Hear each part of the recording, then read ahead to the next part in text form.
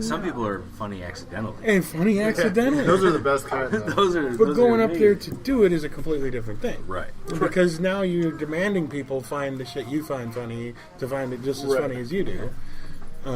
Speaking of accidentally funny, I almost lost it when she brought that to the table and went, small sausage? I was Right, like, yeah. I've heard that before. Well, yeah, and she handed it right to me, and I'm like, what the hell?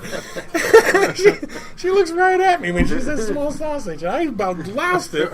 And I'm like, well, I'm going to wait to let this happen, so maybe we'll delete it out later. But it was definitely difficult to like, just, don't say it, Yeah. don't say it.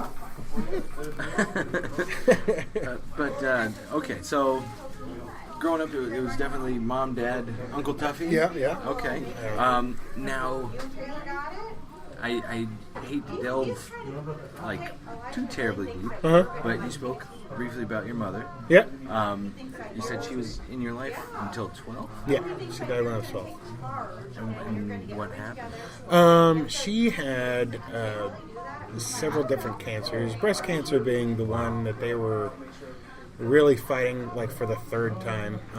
She had a double, Third time? yeah, because she had a mastectomy and then she had the other one taken off, so she had a double mastectomy, and then it was in remission for a while, and then she had to go back, and she's doing all this, raising 3 boys on her own, on welfare, 1,000 miles away from anyone she knows, working 2 jobs, yeah.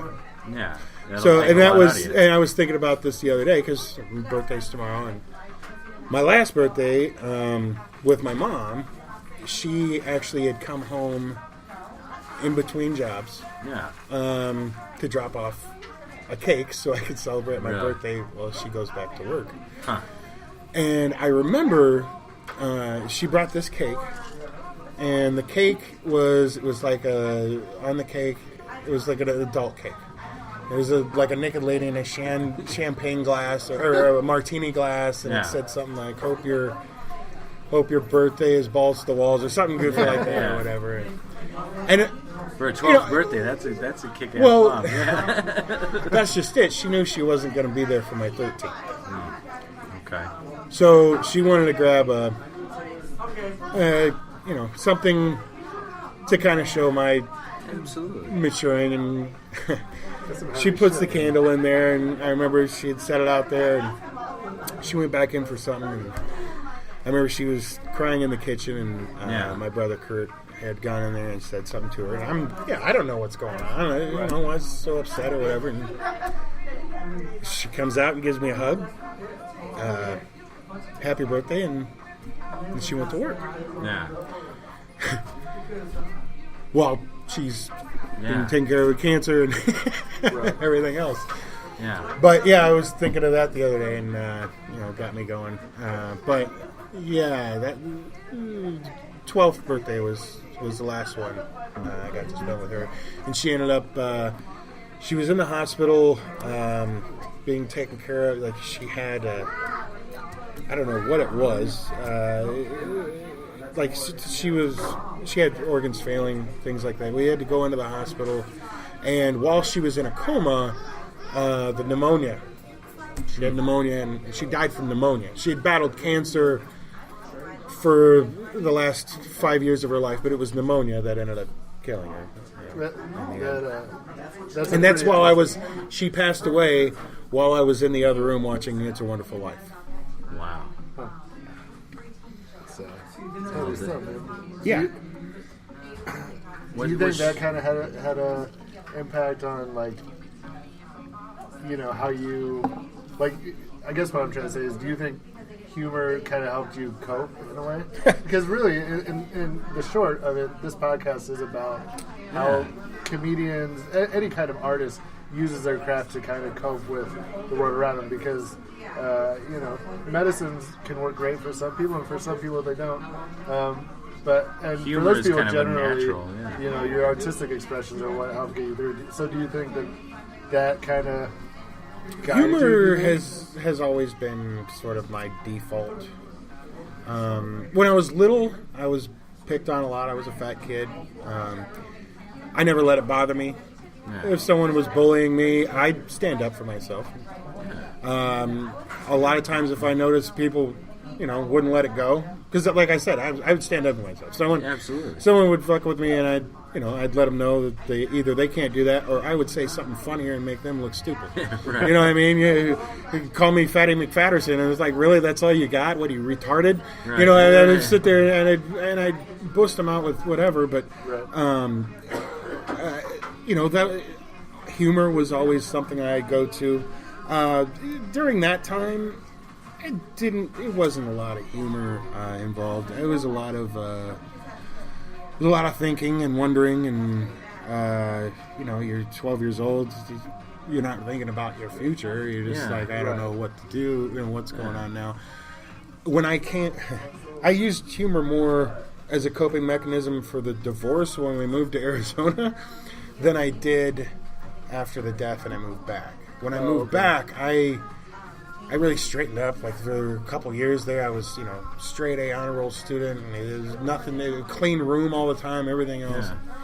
Yeah. And do you remember what drove that aspect? I think it was my mom dying. I think it was just, it was one of those things where I really regretted how I acted, after we moved, because I was a shitty kid. You weren't happy when about we went the move? when we went to Arizona, and I don't want to say I was unhappy. I was just confused. Yeah, all of a sudden my parents aren't together. All of a sudden, not only are my parents not together, but we're 2,000 miles away from them. Right. We're 2,000 miles away from my dad, from my friends, from the school and the neighborhood that I'm not gonna see snow anymore. What the fuck's going on? Right. So I was more of just a confused, pissed off kid. Yeah. And so I would be a smartass, and I would, I remember stealing change out of my mom's purse so I could go to Safeway to play the video games, just stealing from stores. Yeah. I ended up taking a tour of Juvie Hall, and I was, because I got caught stealing GoBots from Yellowfront. Old GoBots. That'll do it. Yeah, not even, I didn't even try and steal a Transformer. A Transformer is the top dollar toy, and I went for the B-rated for the 50-cent fucking knockoff. The officer's like, we're not even mad at you for stealing. By the way, and Yellowfront was basically Family Dollar. Yeah. And so it was a dollar toy. It wasn't even a GoBot that transformed all the way. You know what I mean? You got one of the ones that the head flips around. Yeah, and that's it. Yeah, the scooter. You turn it around and then the head, and then you're done. You can take the sword out of his hand and then put a gun in his both hand. Arms come up and they're stiff, they don't even bend. That kind of. Oh, it was horrible. But cops are like, this one doesn't even flex in all the right Me spots. And my brother Joe, my buddy Jason, all three of us got caught, and the cops sat us down and took us. There was a day we had to go to Juvie Hall, which in Arizona, in Tucson, it's in the desert. They have a fence around it, but there's not even barbed wire. It's just if you get out, good luck. You know what I mean? It was one of the, and it was scary. And I'm purpose. I don't want to go here. They did that on purpose. They could have done like everybody else's Juvie Hall and put it in the middle of the city. They're like, no, let's buy a plot of land a couple miles it was in the town. middle of the we were away from town, and in the middle of the fucking desert, foot of the mountain, and you're just I don't want to be here. Luckily, they were just using a scare tactic. They took us in. We had to go to court, and they were showing us around and locked us in and all this and that. And they're just this is what you got to look forward to. So you better fucking straighten up, because the next time we're going to put you in here. And I was like, all right, I ain't doing that shit again. I put out on social media. Oh, this is going to be good. I asked people to give us their questions that they wanted us to fire at you. Did you have a chance to? Did you see? I glanced at it. Okay, all right. Well, I've got one I know for sure you haven't seen, and then the other ones you may have glanced over. The first one that you may have seen is from our buddy Chad Ario, another comedian from the Midwest. He's been all over. He's been in a bunch of shows on NBC and all over. He gets to work Chicago a lot. He's what's the fucking name of the town there? He mentions it all the time. Seatonville. That's it. Yeah, no, is that the one that he's mayor of? He's okay. He tried to step down and they wouldn't let him. They're like, nobody else is going to run. We can't be governed by vacant. I can't believe he travels all this way for open source. Yeah. I was excited, when he was we bring him down for Blacklist shows and stuff like that, for stand-up, and then he got interested in doing that. Blacklist broke up, but when open source started up, and I see he's coming down and doing a part, I was like, that's freaking awesome. That's really cool. Again, the thing about growing up here and never having an opportunity and to see so many shows every fucking week now, and so many, you've got the open source, you got you guys making podcasts, you got people writing, there's always, and it's a great community for it. I wish every week, which there is a show this Thursday, which James will be performing. I will be on with Eric Brown and Jesse Tuttle. Yeah. Well, and Bobby Ray Bones. Jesse Tuttle's coming down? Nice. Yeah. Very nice. Thursday. Yeah, he's doing Bobby's show in LeClaire. I saw the next night. I just saw the post this morning. He got Kristen Toomey on there, too. Yeah. That's going to be awesome. That's going to be a really good show. A little funny bit of trivia is that before I got into stand-up, I've always been a fan of professional wrestling. Mm-hmm. When I was 17, I found out that they were putting on shows here locally, and then I got involved with them. Mm-hmm. And with the Tuttles? Or with the independent wrestling promotion around here. And then I had buddies that would go to Chicago and wrestle, and then we'd take guys from there and they'd wrestle down here and yada yada. And then all in between, there were other wrestling shows, and then they had an act, a tag team that would wrestle at some of the shows, and it was Jesse and his brother Justin. Yeah, no kidding. Yeah, they used to wrestle, and then after a while, I don't know the full story. But after a while, they just got tired, and they're like, my body's beat up. This is as far as it's gonna go. We're gonna. Jesse actually killed Justin. That's how. Yeah. Oh yeah. That's how it was. Yeah. Sorry to break it to you. And they slowly started to phase out of independent wrestling scene, and then they started doing stand up. I didn't find out that they were doing stand up until I got booked to do my first show, and that was a show that they were headlining. Oh. And I got asked to do the show. It was a charity show.